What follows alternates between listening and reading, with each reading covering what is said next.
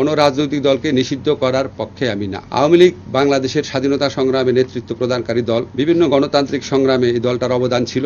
আওয়ামী লীগকে নিষিদ্ধ করার একটা দাবি উঠেছে হাইকোর্টে, সে অফিস থেকে এটার প্রতিবাদ করা হয়েছে, এটার বিপক্ষে দাঁড়িয়েছে। দল হিসাবে আওয়ামী লীগ নিষিদ্ধ করা দল হিসাবে মনে হয় না সমীচীন হবে। আওয়ামী লীগকে নিষিদ্ধ করার একটা দাবি উঠেছে হাইকোর্টে, সে অফিস থেকে এটার প্রতিবাদ করা হয়েছে, এটার বিপক্ষে দাঁড়িয়েছে।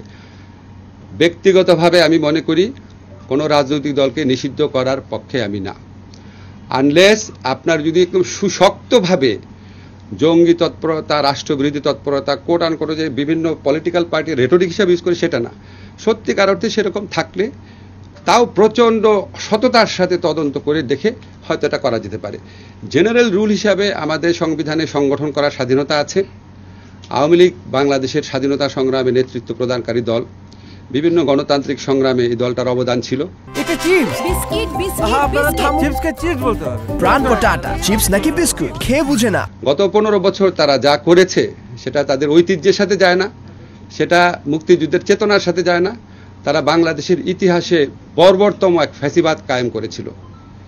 এই কর্মকাণ্ডের জন্য ব্যক্তিগত দায় থাকতে পারে, লিডারদের সামষ্টিক দায় থাকতে পারে, বা দল হিসাবে ব্যক্তিগতভাবে আমি বলছি, দল হিসাবে আওয়ামী লীগ নিষিদ্ধ করা দল হিসাবে মনে হয় না সমীচীন হবে।